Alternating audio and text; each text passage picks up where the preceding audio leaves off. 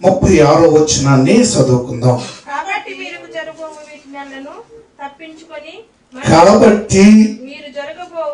ఇప్పుడు జరగబోవు వీటినెల్లను తప్పించుకొని మనుష్య కుమారుని ఎదుట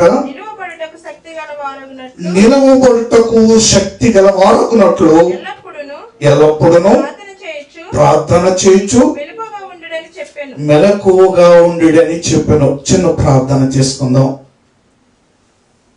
హల్లెలూయా హల్లెలూయా హల్లెలూయా హల్లెలూయా హల్లెలూయా హల్లెలూయా హల్లెలూయా హల్లెలూయా హల్లెలూయా హల్లెలూయా హల్లెలూయా. పునరుత్థానుడ నా యేసయ్యా, మరణము గెలిచి బ్రతికించితివి నన్ను. పునరుత్థానుడ నా యేసయ్యా, మరణము గెలిచి బ్రతికించితివి నన్ను. చుట్టికాడుచు నిన్ను కనపరచుచు ఆరాధించెదని స్తుతి పాడుచు నిన్ను కనపరచుచు ఆరాధించెదని జీవించుచు. పునరుత్థానుడ నా యేసయ్యా, పునరుత్థానుడ నా యేసయ్యా.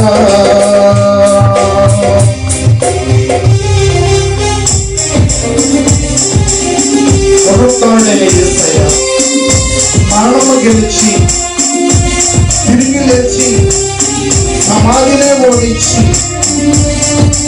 కన్యకుడు పార్శ్వంలో కూర్చున్న యేసయ్యా, అతి త్వరలో నా మధ్యకు తిరిగి రాబోతున్నటువంటి యేసయ్యను ఆయన ఎదుర్కోవడానికి కావలసిన శక్తి కొరకు ఆయన ఆరాధన చేద్దాం.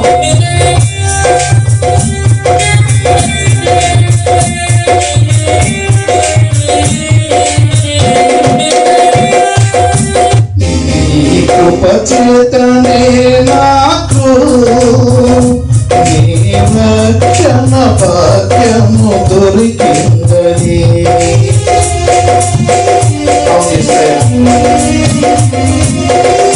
నీ కృపచేతనే నాకు నీ రక్షణ భాగ్యము దొరికిందని. పాడనా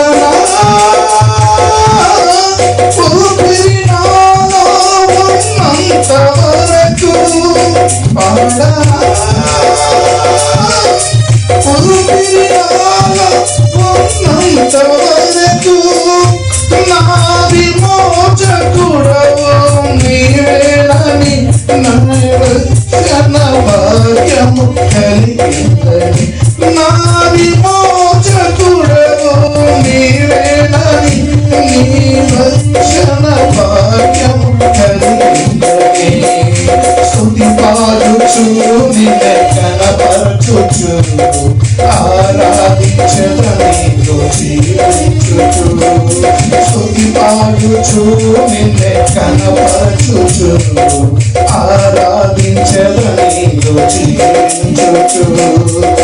పునరుత్థానుడ నా యేసయ్యా, పునరుత్థానుడ నా యేసయ్యా, మరణము గెలిచి బ్రతికించితివి నన్ను.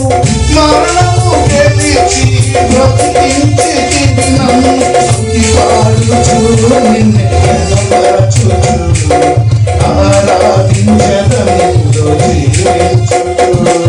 స్తుతి పాడుచు నిన్ను కనపరచుచు ఆరాధించెదని జీవించుచు.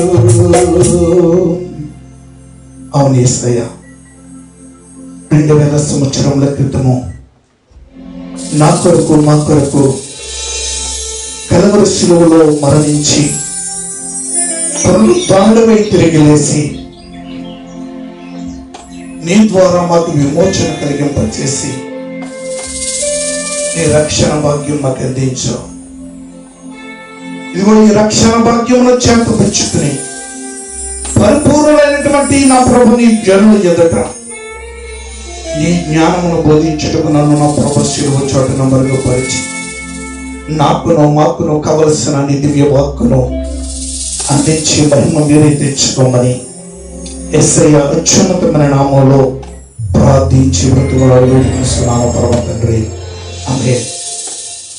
ప్రియ దేవుని సంగమా, దేవుని యొక్క బిడ్డలారా, దేవుని యొక్క వాక్యము యేసుక్రీస్తు ప్రభువు వారు చెప్పిన మాటను మనము చదువుకున్నాం. ఏమని చెప్పిందండి వాక్యం? అక్కడ యేసు ప్రభు వారు ఏం చెప్పారు? కాబట్టి జరగబోవు వీటి నెలను తప్పించుకుని మనిషి కుమారుని ఎదుట నిలవబడుటకు శక్తి గలవారగునట్లు ఎల్లప్పుడూ చాలండి ప్రార్థన చేయొచ్చు. ఎల్లప్పుడూ ప్రార్థన చేయాలి. ఎలా ఉండి ప్రార్థన చేయాలి? మెలకువగా ఉండి ప్రార్థన చేయాలి. ప్రభు మనలను పిలుచుతున్నటువంటి పిలుపు ఏమిటి? ఆయన స్వరక్తం ఇచ్చి సంపాదించి ఇవాళ మందిరములో మనము దేవుణ్ణి ఆరాధించడానికి, స్తుతించడానికి, అది పాటైనా, అది మీరు ఈ యొక్క వాక్య చదవటమైనా, ప్రార్థన అయినా, దేవుని సన్నిధిలోనికి వచ్చి చేరగలిగాము అంటే మనంతట మనం వచ్చేసాము, నేనంతటి నేను వచ్చేసాను అని చెప్పగలిగిన వారు ఎవరు ఉన్నారండి? ప్రభు అంటున్నటువంటి మాట ఏమిటి తెలుసా? తండ్రి ఆకర్షించుకోకుండా ఏ నరుడు నా యొద్దకు రాలేడు. యేసు ప్రభు కూడా అదే ప్రార్థన చేశారు. తండ్రి, ఇదిగో నీవు అనుగ్రహించిన నీ పిల్లలైనటువంటి ఈ పిల్లల నిమిత్తము నేను ప్రార్థించుచున్నాను. లోకము నిమిత్తము నేను ప్రార్థన చేయటం లేదు, కానీ నేను నువ్వు అనుగ్రహించిన ఈ పిల్లల నిమిత్తము ప్రార్థించుచుండగా దుష్టుల నుండి వీరిని తప్పించుము. హల్లెలూయా, హల్లెలూయా. నా ప్రియమైనటువంటి దేవుని బిడ్డలారా, యేసు ప్రభువు వారు చెప్పినటువంటి ప్రార్థన మనము మెలకువగా ఉండి ప్రార్థించేవారిగా ఉండాలి. ఆయన ఎదుర్కోవడానికి, ఆయన ఎదుట నిలవడానికి, ఆయన సన్నిధిలో నిలవడానికి, ఆయన యొక్క సంఘములో కాదు మనము రేపు నిలబడబోయేది. ప్రకాష్ గారు ఇంతకు సాక్ష్యం చెప్తూ ఒక మాట అన్నారు. ఎంతమంది గుర్తున్నదంటే మాట? ఆమె ఎత్తబడే గుంపులో నేను, నా కుటుంబము, నా పిల్లలు, మేము అందరూ కలిసి ఆయన రాకడలు ఎత్తబడడానికి ఇక్కడ ఉండగా మేము దేవుని మందిరంలో పరిచారకుడిగా, సేవకుడిగా పరిచయం చేయడానికి దేవుడు నన్ను వాడుకునేలాగా ప్రార్థించండి. ఇది కరువు అయిపోయినటువంటి దినాలు ఈ దినాలు మనం చూస్తూ ఉన్నాం. రక్షణ కొరకు నా బిడ్డలకు రక్షణ కావాలండి, నా బిడ్డలకు ప్రార్థించండి, వాళ్ళకి రక్షణ కావాలి అని కోరేటువంటి వాళ్ళు తక్కువ. ఏమిటి? వాళ్ళు అడిగితే బండి కావాలంటే బండి కొనిస్తాము, మొబైల్ కావాలంటే మొబైల్ కొనిస్తాము. ఇవన్నీ చేయడానికి దేని బిడ్డలారా, నీవు ఈ క్రోధ పాత్రను నా చేతిలో తీసుకుని నేను నిన్ను పంపుచున్న జనములన్నింటికి దాన్ని త్రాగింపుము. నేటి దినంలో దేనికోసం భయపడుతుందండి ప్రపంచం? మీరు కథ తర్వాత ఈ వచనాలన్నీ కూడా చిట్ట చివరి వరకు చదవండి. ఇంటికి వెళ్ళిన తర్వాత మొత్తము చిన్న దీవి మొదలుకుని తూర్పు నుండి పడమర వరకు, ఉత్తరం నుండి దక్షిణం వరకు ఎక్కడైతే ఆరిన నేల అనబడినటువంటి భూమి ఉన్నదో ప్రతిదీ కూడా దీంట్లో రాయించాడు దేవుడు. ఎంతమంది చదివారు ఈ ప్రవచన వాక్యాన్ని? ఎప్పుడైనా చదివారా? ఇక్కడ చెప్పబడిన మాట ఏమిటో తెలుసా? ప్రియమైనటువంటి దేవుని బిడ్డలారా, ఈ క్రోధ పాత్రను నా చేతుల నుండి నీవు తీసుకుని నేను చెప్పుచున్నా ఈ జనులందరికీ త్రాగించుము అని మొత్తము మీరు ఇంటికి వెళ్ళిన తర్వాత చదివితే కొన్ని వచనాలు నేను చదివిస్తాను ఈ సమయంలో. ఎందుకంటే నా ప్రియమైనటువంటి దేవుని బిడ్డలారా, దేవుని యొక్క చేతుల నుండి, దేవుని యొక్క నుండి, దేవుని యొక్క ఆజ్ఞ ప్రకారంగా ఈ కరోనా అనేటువంటిది, లేక ఉపద్రవం అనేటువంటిది, లేక భూమి మీదకి వచ్చినటువంటి ఉగ్రత అనేటువంటిది, లేకపోతే వ్యాధి అనేటువంటిది, ఇవన్నీ కూడా ఎక్కడ నుండి ప్రారంభించబడుతున్నాయి అంటే దేవుని యొక్క నొద్ద నుండి మాత్రమే. ఇది దేవుని యొక్క నుండి కలుగుచున్నటువంటి, ఎందుకంటే నా ప్రియమైనటువంటి దేవుని బిడ్డలారా, అత్యంత మనము బాగా జ్ఞాపకం చేసుకోవాల్సింది, ఇశ్రాయేలు ప్రజలను ఐగుప్తు అనబడినటువంటి లోకములో నుండి ఆయన కానాను దేశము నడిపించడానికి 10 తెగుళ్ళు, ఏ తెగుళ్ళు అయితే మనం అక్కడ చూస్తామో, ఇశ్రాయేలు మధ్యన వారు చూసి వారు దేవుని తట్టు తిరుగునట్లుగా, వారు దేవుని పరిపూర్ణంగా ఎరుగునట్లుగా వారి మధ్యన చేసిన కార్యాలు. కానీ లోకం మీదకి తెగుళ్ళు వచ్చాయి. ఇశ్రాయేలు ప్రజలు ఉన్నటువంటి గోషెన పట్టణంలో తెగులు వచ్చిందండి. నాకంటే ఇక్కడ చాలా మంది సీనియర్స్ ఈ సంఘంలో, నేను 2015లో ఈ ఇజ్రాయెల్ దేశం వచ్చి కరెక్ట్గా ఇదే నెలలో నేను ఈ సంఘంలో మొట్టమొదటిగా సంఘంలో వాక్యం అందించడానికి అక్కడ మరి మొట్టమొదటి ఉండేటువంటి సంఘంలో నేను అక్కడ స్థలానికి వచ్చాను. మరలా అనేక పర్యాయాలు వచ్చాను. నేను నాకంటే సీనియర్స్ ఎంతో మంది ఇక్కడ నాకు తెలిసినటువంటి పెద్దలు ఉన్నారు, స్త్రీలు కూడా ఉన్నారు. వీరందరూ కూడా దేవుని యొక్క సన్నిధిలో ఎంతగానో వాక్యం ఎరిగిన వారే. అందుకని ఇక్కడ నేను ఒక వాక్యాన్ని చదివాను. ఏమని వ్రాయబడ్డదండి? పరిపూర్ణులైన వారి మధ్యన క్రీస్తు జ్ఞానమును బోధించబడుచున్నది. హల్లెలూయా, హల్లెలూయా. నా ప్రియమైనటువంటి దేవుని బిడ్డలారా, ఇక్కడ మనము చూస్తున్నటువంటి క్రోధ పాత్ర అనబడినటువంటిది, ఒక్కసారి ఇది కనుక మనము దేవుని యొద్ద నుండి పంపించబడినటువంటిదిగా మనం ఒకసారి ఆలోచన చేసి చూసినట్లయితే, ఇక్కడ ఇర్మియా చూస్తున్నటువంటి ప్రవచనంలో ఏం చెప్పబడుతున్నది అనేటువంటిది మనము చూస్తూ ఉన్నాం. ఈ క్రోధ పాత్ర తీసుకుని ఆ యొక్క జనులందరికీ త్రాగించినప్పుడు వారు ఏమవుతున్నారు అంటే, నా ప్రియమైనటువంటి దేవుడు వేరే వాళ్ళు రగుతున్నారు. ఇవాళ ప్రపంచ దేశాలు, అగ్రరాజ్యాలు, మేము బలవంతులము, మేము శక్తివంతులము, మేము జ్ఞానవంతులము, మాకు జ్ఞానం ఉంది, మేము వైద్యపరంగా మేము అన్ని సంపాదించుకున్న వారమే అని చెప్పుకుంటున్న వాళ్ళు సైతము నేల కరిచేసి మేము ఏమీ చేయలేమనేటువంటి దుస్థితిలోనికి వెళ్ళిపోయినటువంటి మనం రష్యాని చూస్తూ ఉన్నాం, జర్మనీని చూస్తూ ఉన్నాం, ఫ్రాన్స్ని చూస్తూ ఉన్నాం, ఇటలీని చూస్తూ ఉన్నాం, ఇంకా అమెరికా దేశము అగ్రరాజ్యంగా నిలిచినటువంటిది అనేక లక్షల మంది చనిపోయినట్లుగా మనం ఇప్పుడు చూస్తూ ఉన్నాం. ఎందుకు అంటే, నా ప్రియమైనటువంటి దేవుని బిడ్డలారా, దేవుని యొక్క మాట, దేవుడు వ్రాయించిన ప్రవచనము ఖచ్చితంగా నెరవేరుతుంది.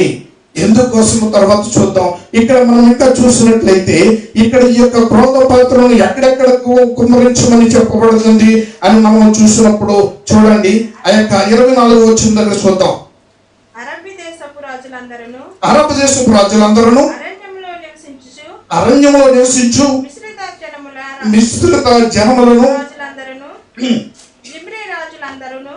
ఏలాము రాజులందరూ, మాదీన రాజులందరూ, సమీపంగా ఉన్నవారేమి, దూరంగా ఉన్నవారేమి, ఉత్తర దేశముల రాజులందరూ, భూమి మీద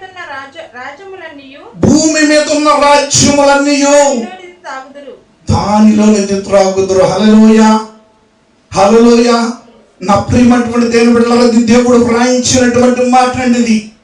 దేవుడు ఇశ్రాయేలు ప్రజలైనటువంటి ప్రజలతో చెప్పమని పలకించమనేటువంటి మాట ఇది. ఆనాడు కొన్ని వేల సంవత్సరాల క్రితము ఈ యొక్క ఇర్మియా ద్వారా ప్రవచించబడినటువంటి ప్రవచనం ఇది.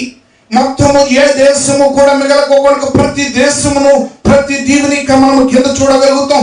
ప్రతి సముద్రంలో ఉన్నటువంటి చిన్న దీవి కూడా, ప్రతిదీ కూడా ఈ యొక్క కరోనా అనేటువంటి విజృంభించినట్లుగా మనం చూస్తూ ఉన్నాం. ఎందుకు ఎంతగా విజృంభించింది? ఎవరు కూడా చైనా వాళ్ళు పుట్టించారండి, చైనా వాళ్ళ దగ్గర నుండి వచ్చిందండి అని చెప్పుకుంటున్నారు. కానీ కాదు, ఇది దేవుని యొక్క నిర్ణయము. ఎందుకోసమో తెలుసా? దేవుడు వారిని ఎవరైతే దేవుని కొరకు ఏర్పాటు చేశాడో, దేవుని సన్నిధిలో నిలబడాలని కోరుకున్నాడో, దేవుని రాజ్యం కొరకు ఆయన అందరిని మనుషులు సృష్టించాడో, ఆ మనుష్యుడు దేవుని తోటి తిరగకపోవడం వల్ల జరుగుతున్నటువంటి ఏవెల గ్రంథము ఒకసారి చూడండి. ఏవెల గ్రంథము 2వ అధ్యాయం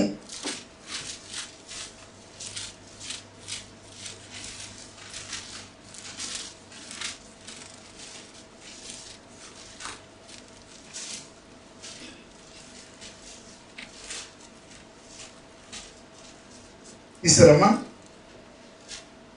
యోవేలు గ్రంథము 2వ అధ్యాయం 1వ వచనం చదువుతాం.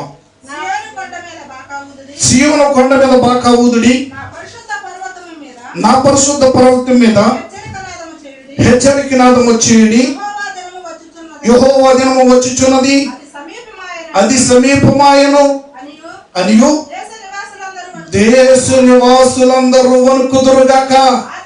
ఆ దినము అంధకారమయముగా ఉండును.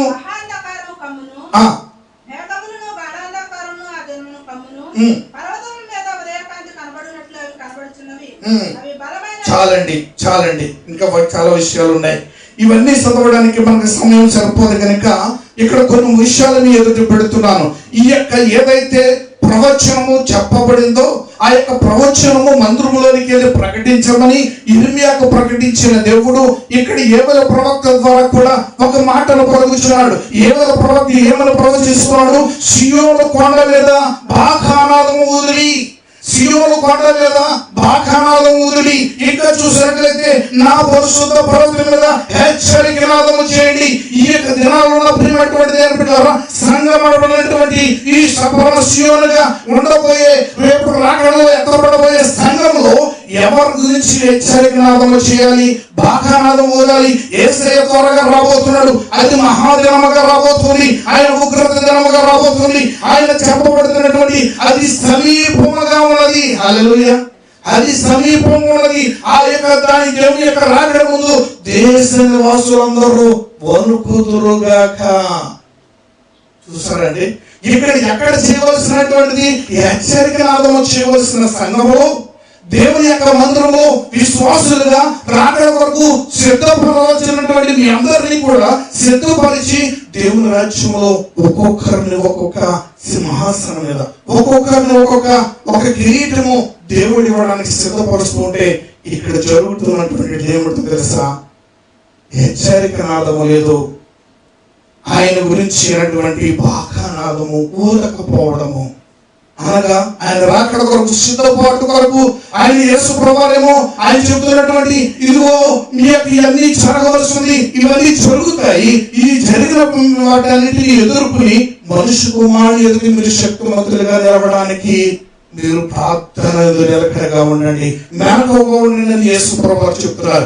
ఇక్కడ మనం చూసుకున్నటువంటిది ఈ హెచ్చరిక నాదము చేయవలసినటువంటి సంఘంలో, దేవుని రాకడ కొరకు సిద్ధపరచవలసిన సంఘంలో అది జరగకపోవడము ఎంతో భయానకరమైనటువంటిది మనం చూస్తాం. మరొక వచనాన్ని వినిపించాలని ఆశపడుతున్నాను. యెహెజ్కేలు గ్రంథము 22వ అధ్యాయము ఒకసారి చూడండి.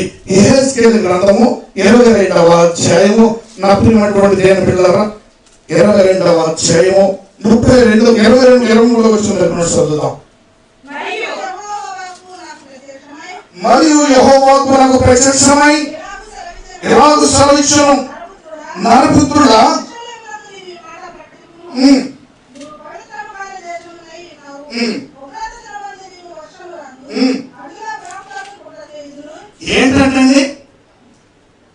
ఏంటంటే ప్రవక్తలు కుట్ర చేయుదురు. చదవండి. గర్జించు సింహము వేటను చీల్చినట్లు వారు మనుషులను భక్షింతురు, సొత్తులను ద్రవ్యమును వారు పట్టుకొందరు, దానిలో చాలా మందిని విధవరాలుగా చేయుదురు. దాని యాజకులు ధర్మశాస్త్రము నిరాకరించుదురు, నాకు ప్రతిష్ఠితమైన వస్తువులను అపవిత్రపరచుదురు. ప్రతిష్ఠితమైన దానికి సాధారణమైన దానికి భేదమెంచరు. పవిత్రమేదో అపవిత్రమేదో తెలుసుకున్నటకు జనులకు నేర్పరు. చాలండి. ఇక్కడ చెప్పబడిన చాలా విషయాలు చెప్తూ వారి గురించి, ప్రవక్తల గురించి, సంఘములో ఏవేళ ప్రవక్త ప్రవేశించినటువంటి సంఘములు ఏం చేయలేదు? బాకానాదం ఓదడం లేదు. పరిశుద్ధ స్థలములో ఏం చేయటం లేదు? హెచ్చరిక నాదము చేయటం లేదు. వారు ఏం చేస్తారండి అంటే, ప్రవచన వాక్యం ఏమంటుందో తెలుసా? నా ప్రియమైనటువంటి దేవుని బిడ్డలారా, వారు కుట్ర చేస్తారట. అంత మాత్రమే కాదు, వారు గర్జించు సింహం వలె వేటను చీల్చినట్లుగా మనుషులను చీల్చేవారుగా ఉంటారు. ఇవన్నీ కూడా యేసుప్రభు వారు చెప్పారు లేదండి? ఆయన రాకడకు ముందు జరుగుతాయని, నా పేరట అనేకులు వచ్చి నా కొరకు ఏర్పరచబడిన వారిని పలువురు మోసం చేస్తారు. ఇది జరుగుతుందా లేదా ఈ రోజుల్లో? నేనే క్రీస్తు. దేవుడు ఇచ్చినటువంటి అధికారము. యేసుప్రభు వారు ఏమన్నారంటే మత్తయి సువార్తలో, నాకు పరలోకమందును భూమి మీద నాకు సర్వాధికారము కలిగి ఉన్నది. మీరు వెళ్ళి లోకములకు సువార్తను ప్రకటించండి. మీరు దేనిని బంధిస్తారో పరలోకంలో బంధిస్తాను, దేనిని విప్పుతారో పరలోకంలో విప్పుతాను అని దేవుడి సెలవిచ్చి, యేసుప్రభు వారి సెలవిచ్చి లోకంలోనికి పంపించగా ఆ యొక్క శక్తిని పొందుతున్నప్పుడు, ఆ దేవుని యొక్క ఆత్మ మన మీదకు వచ్చినప్పుడు, దేవుని యొక్క ఆత్మ చేత నడిపింపబడుచున్నప్పుడు, నా ప్రియమైనటువంటి దేవుని బిడ్డలారా, అది దేవుని కొరకు మహిమకరంగా వాడబడడానికి మానేసి ఇది మనుష్యులకు ఆపాదించుకోవడం. అవునంటారు కాదండి? జరుగుతుందా లేదా? ఇది జరుగుతున్నటువంటి గడియలు. అనేకులు వచ్చి పలువురు మోసపుచ్చుతారని యోహాను గారు తన పత్రికలో మాట్లాడుతూ, ప్రియమైనటువంటి దేవుని బిడ్డలారా, ఆయన మొదటి పత్రికలు అంటారు, తండ్రినైనను కుమారుడైనను అంగీకరింపని వీడే క్రీస్తు విరోధి. రెండవ పత్రికలు అంటారు, ఇంకా తండ్రినైనను కుమారుడైనను అంగీకరింప దేవుడి ఆది అపోస్తలుల యొక్క, చూడండి ఒకసారి ఆ వచనాన్ని చూపించాలని ఆశపడుతున్నాను. చూడండి, రెండవ పత్రిక 9వ వచనం చదువుకున్నాం. ప్రియులారా, క్రీస్తు బోధయందు నిలిచి ఉండక దానిని విడిచి ముందుకు సాగు ప్రతివాడును దేవుని అంగీకరింపని వాడు. ఎవరటండి? క్రీస్తు బోధయందు నిలిచి ఉండక. క్రీస్తు బోధ ఏమిటి?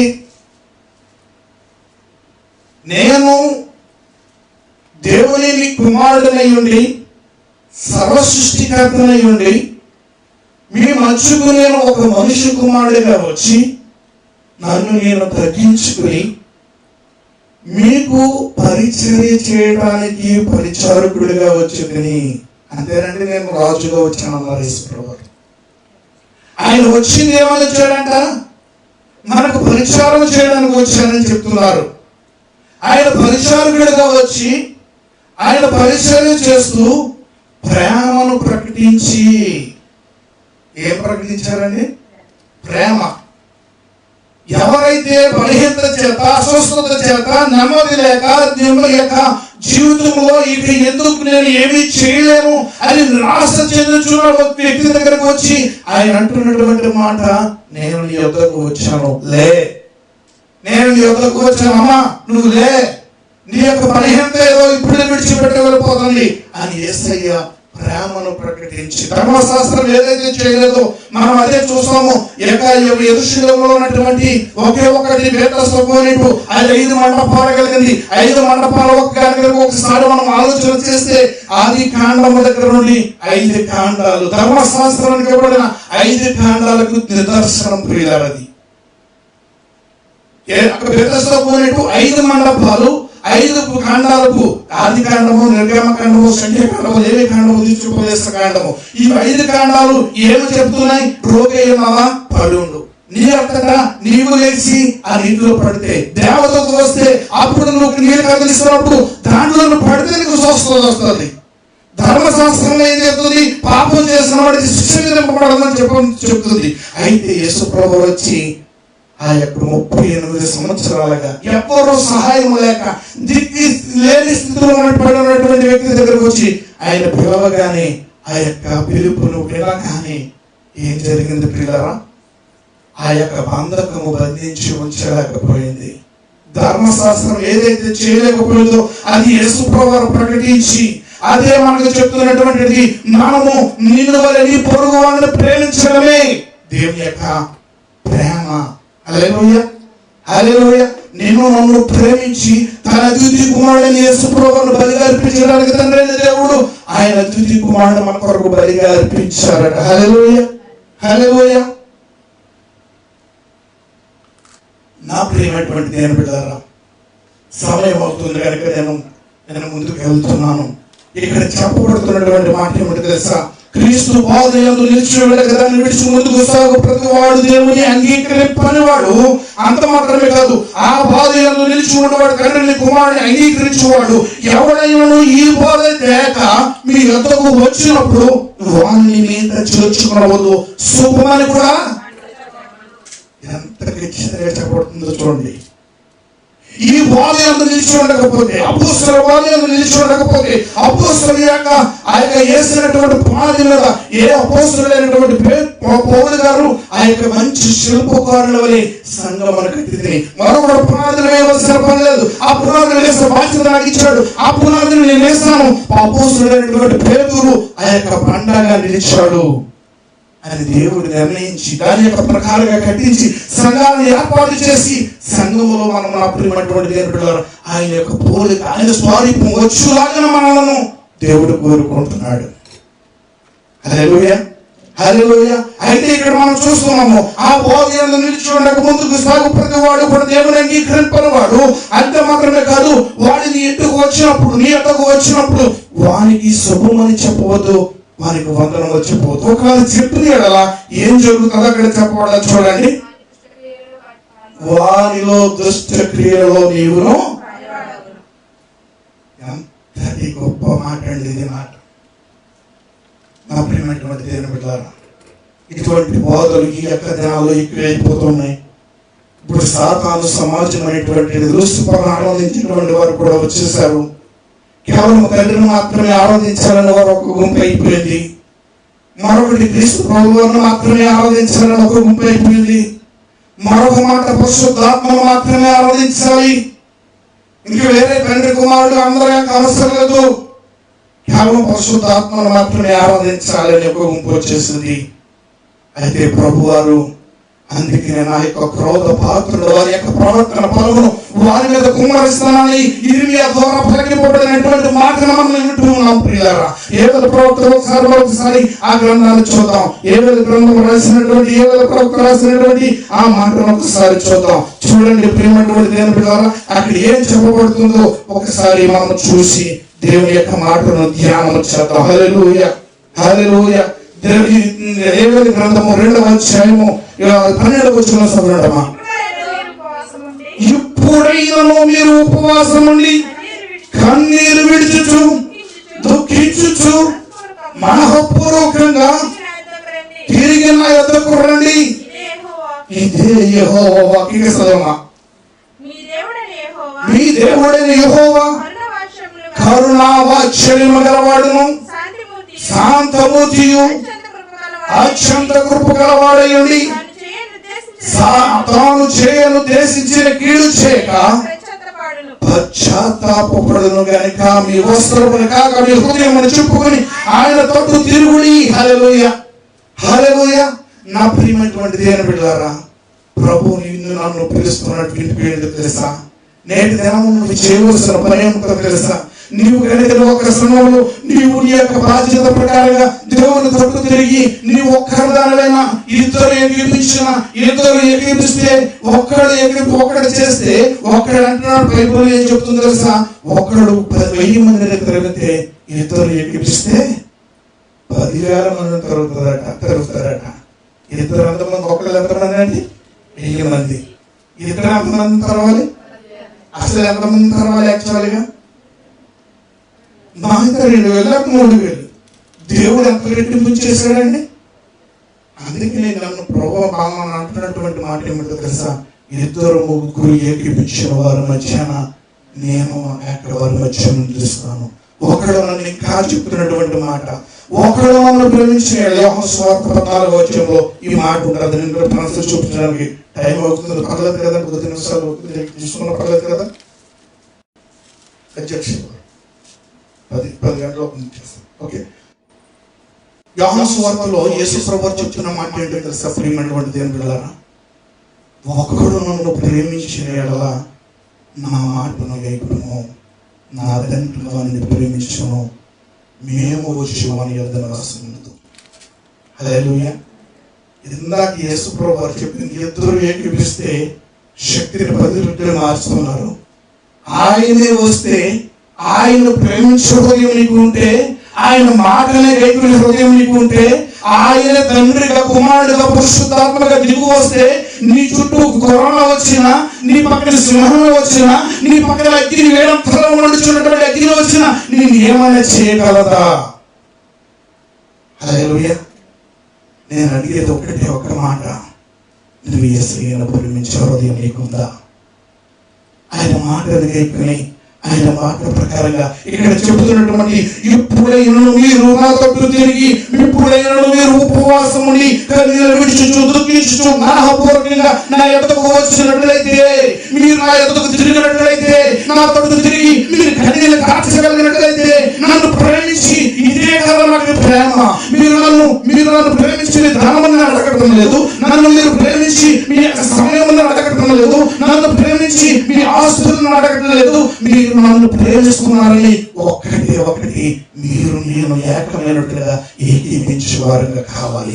ఆయన సన్నిధిలో ఉపవాసముని కన్నీరు విడుచుచు మనఃపూర్వకంగా ఆయన తోడు తిరిగే వారుగా ఉండాలని దేవుడు కోరుకుంటున్నాడు. తండ్రి అయిన దేవుడు ఒక ఆజ్ఞ ఇస్తూ, ఒక ఆజ్ఞ ఏమిటో తెలుసా? నీ దేవుడైన యెహోవాను నీవు పూర్ణ హృదయముతోను, పూర్ణ ఆత్మతోను, పూర్ణ శక్తితో ఆయన ప్రేమింపవలనంటే దేవుని ఆజ్ఞ. హల్లెలూయా.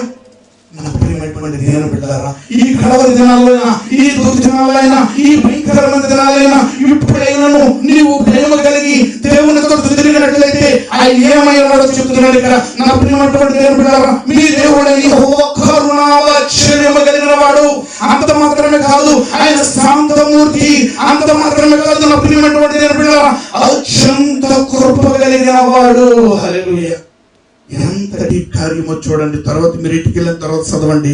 106వ కీర్తన, 107వ కీర్తనలో మనం చూసినట్లయితే, ఇశ్రాయేలు ప్రజలు అనేక పర్యాయము దేవుని తట్టు తిరగవలసిన వారు దేవుని విడిచి తిరిగిపోయినప్పుడు, లోకంలోనికి వెళ్ళిపోయినప్పుడు, మరలా దేవుని తట్టు ఎప్పుడైతే వారు తిరిగారో, అయ్యో నేను పాపినయ్యా, నేను అయోగ్యుడినయ్యా, నేను నా ప్రభా, నేను దేవుని సన్నిధిలో ప్రార్థించడానికి యోగ్యత లేదనుకుంటున్నావేమో. ఇశ్రాయేలు ప్రజలు అనేక పర్యాయములు పడిపోయారు. పడిపోయిన ప్రతిసారి కూడా ప్రార్థిస్తే దేవుడు వారు మొరాలకించాడు. ఈరోజు నిన్ను కూడా అదే ప్రేమతో, అంతకన్నా విలువైన ప్రేమతో నీ యొద్దకే వచ్చి ఉంటానని. ఇశ్రాయేలు ప్రజలు దేవుని మాటకు వినకపోతే వారితో నిన్ను రానన్న దేవుడు, వారితో నిన్ను నడవనన్న దేవుడు. నా ప్రియమైనటువంటి దేవుని బిడ్డలారా, నీవు ఆయన ప్రేమించే హృదయం నీకుంటే, ఆయన మాటను గైకునే హృదయం నీకుంటే, నీ యొద్దకే వచ్చి, నీతో ఉండి, నీ హృదయంలోనికి వచ్చి నీతో ఉండాలని ఆశపడుతున్నటువంటి దేవుణ్ణి ఎంతగానో స్తుతిస్తూ ఉన్నావు, ఎంతగా ఆరాధన చేస్తూ ఉన్నావు. ఒక్కసారి ఆలోచన చేద్దాం. ఇంతవరకు ఎలా జీవించావో, ఏ విధంగా ఉన్నావో ప్రభు అది కొరటి చూడటం లేదు. కానీ నా ప్రియులారా, నీవు కనుక ఆయన తోట తిరిగితే ఆయనంట కరుణా వాత్సల్యం కలిగిన దేవుడట. అంత మాత్రమే కాదు, అత్యంత శాంతమూర్తి, అత్యంత కృప కలిగిన దేవుడు. అత్యంతము, ఆయన కృప ఎక్కువ. అంతకన్నా అత్యంతమైన కృపతో మనల్ని ప్రేమిస్తున్నానని పిలుచుచున్న దేవుని విడిచి దేవునికి దూరం అవుతావా? దేవునికి ఉగ్రతకు పాలవుతావా? లేక ఆయన రాజ్యములో యుగ యుగాలు ఆయనతో జీవించగలిగినటువంటి యోగ్యకరమైన నడిపింపులోనికి వస్తావా? ఇంకా అయ్యో నేను ఇంకా దేవుని సన్నిధిలో పరిపూర్ణంగా ఎదగట్టం లేదేమో, ఆయన సన్నిధిలో ప్రార్థించటం లేదేమో అని నీకు అనుమానం కలిగితే, ఈ రాత్రి నువ్వు ప్రార్థించడం మొదలుపెట్టు. సహోదరి సహోదరుడా, నీ పక్షంగా దేవుడు నిలిచి కార్యములు చేయకపోతే నాకు ఫోన్ చేసి అడగండి. ఎన్నో పర్యాయంలో ప్రియులారా, నా యొక్క జీవితంలో ఎన్నో పర్యాయంలో, ఇజ్రాయిల్లో కూడా అనేక పర్యాయంలో నాకు బలహీనత వచ్చినప్పుడు డాక్టర్ల తరపుని, డాక్టర్ల కొరకు, లేకపోతే పెద్దల సలహాల కొరకు నేను ప్రయాసపడను. నేను చేసే పని ఒకటే, మోకాలు వేస్తాను, మోకాళ్ళు వేసి ప్రార్థన చేసి ముగించి ఆమేననేటప్పటికీ అది బీపీ అయినా, అది ఎంత బలహీనతైనా నా యొద్ద నుండి విడిచిపెట్టిపోయిన దినాలు అనేకములు ప్రియులారా. ఇంతవరకు మీరు చెప్తున్నా, మరి ఇజ్రాయెల్ దేశం వచ్చి నా బ్లడ్ టెస్ట్కి ఇంతవరకు ఇవ్వలేదు. 2015లో ఫిబ్రవరి 1వ తారీఖున మేము ఇక్కడికి అడుగు పెట్టాం. 2013 ఆ యొక్క దినాలు మేము అడుగు పెట్టినటువంటి సాలిం రాజు గారు ఇద్దరం కలిసి వచ్చాము. ఎందుకంటే ఆయనకి బాగా మా ఇద్దరికి అక్కడే ఇజ్రాయెల్ ఢిల్లీలో స్నేహం. ఈ యొక్క అప్పటి నుండి ఇప్పటి వరకు ప్రియమైనటువంటి దేని బిడ్డలారా, ఇప్పటి వరకు కూడా నేను డాక్టర్ దగ్గరికి వెళ్ళి నా చేయించి బ్లడ్ టెస్ట్కి కానీ ఏది కూడా నేను ఇంతవరకు చేయించలేదు. కేవలం దేవుని యొక్క సన్నిధిలో, ఆయన ఉపవాసం, ఆయన సన్నిధిలో ప్రార్థించడం ద్వారా మాత్రమే నేను ఈ కార్యాలను చేయగలిగిన చెప్పగలుగుతున్నాను. అందరూ కూడా అయ్యా ఇదిగో ఈ యొక్క నీ సహాయం కొరకు నేను అడుగుతున్నాను. ఇదిగో నీ తోటి ఎప్పుడైనా తిరగాలని ఆశపడుతున్నాను. ఇదిగో నా ద్వారా నా ప్రభు నా కుటుంబం రక్షించబడాలి. అయ్యా నా ద్వారా నా పిల్లలు రక్షించబడాలి. నా ద్వారా నా ప్రభు ఇదిగో తండ్రి నా ప్రార్థన ఆలకించి ఇదిగో నా కుటుంబము, నా గ్రామము, నా సంఘము మార్పు చెందాలి. నీ రాకడలో ఎత్తబడే గుంపులో మేమందరం ఉండాలి ప్రభు అని ప్రార్థన చేయడానికి తీర్మానం చేసుకున్నట్లయితే అందరూ కూడా మోకరించి చిన్న ప్రార్థన చేసుకుందాం. అందరూ కూడా ప్రార్థనలో ఏకీవించవలసిందిగా, ఎవరు కూడా కొండలు తెరవకోకుండా, ఇంకా దేవుని ఉగ్రతను మనం రుచి చూడకోకుండా నా ప్రియమైనటువంటి దేవుని బిడ్డలారా, దేవుని వైపు మనము చూద్దాం. దేవుని యొక్క వాక్యం వైపు మనం చూద్దాం. హల్లెలూయా హల్లెలూయా హల్లెలూయా హల్లెలూయా హల్లెలూయా హల్లెలూయా హల్లెలూయా హల్లెలూయా హల్లెలూయా. అందరూ కూడా నోరు విప్పాలని అడుగుచున్నాను ప్రియమైనటువంటి దేవుని బిడ్డలారా. అందరూ కూడా నోరు విప్పి ఒక్కసారి ప్రభువుని అడగండి. అయ్యా నా ప్రభు ఇంతవరకు, అయ్యా నా ప్రభు ఇదిగో ఎన్నో శ్రమలు, ఎన్నో ఇబ్బందులు, ఎన్నో వ్యాధులు అయ్యా మమ్మల్ని తటస్థిస్తూ ఉన్నాయి. ఇదిగో మమ్మల్ని నా ప్రభు వేధిస్తూ ఉన్నాయి.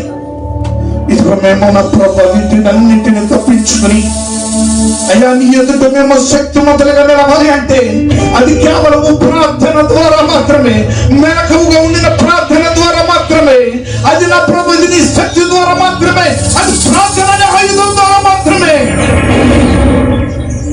ఇదిగో నా ప్రభు నేను నిన్ను అప్పగించుకొనిచున్నానయ్యా, నీ సహాయం కొరకు అడుగుచున్నానయ్యా. నన్ను దాటిపోవద్దు దావీదు కుమారుడా. అడుగుతావా సహోదరి, అడుగుతావా సహోదరుడా? దావీదు కుమారుడు నన్ను దాటిపోవద్దు, దావీదు కుమారుడు నన్ను దాటిపోవద్దు ఈ రాత్రి. హల్లెలూయా. మంచి సమరయుడిగా నా పట్టు తిరిగి నాకు కావలసిన రక్తమును ఇస్తానంటున్నావు.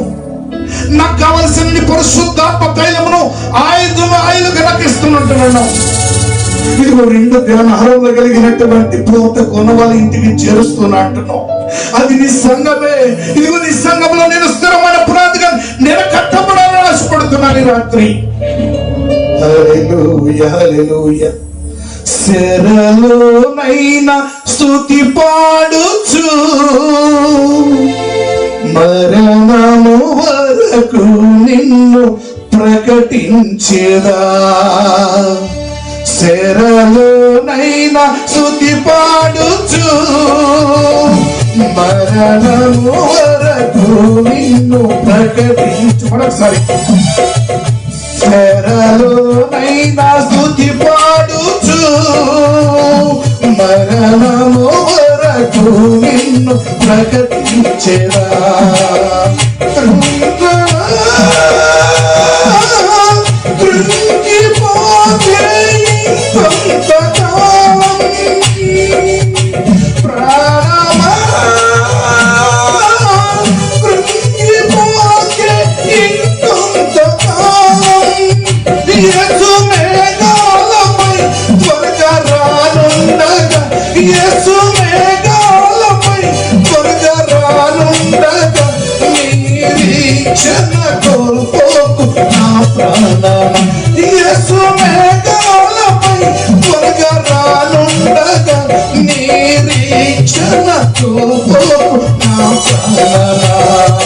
స్తుతి పాడుచు నిన్నే ఘనపరచుచు ఆరాధించదనిలో జీవించుచు స్తుతి పాడుచు నిన్ను ఘనపరచుచు ఆరాధించదనిలో జీవించుచు పునరుద్ధానుడ నా యేసయ్యా పునరుద్ధానుడ నా యేసయ్యా మరణము గెలిచి బ్రతికించితివి నన్ను మరణము గెలిచి బ్రతికించితివి నన్ను స్తుతి పాడుచు నిన్ను ఘనపరచుచు ఆరాధించదనిలో జీవించుచు స్తుతి పాడుచు నిన్ను ఘనపరచుచు ఆరాధించదనిలో జీవించుచు. ఒక్కసారి నా ప్రాణమా నీ గుండెల మీద చేయి చేసుకుని ఇదిగో ప్రభా ఈ భయంకరమైన దుర్దినాల్లో సహితము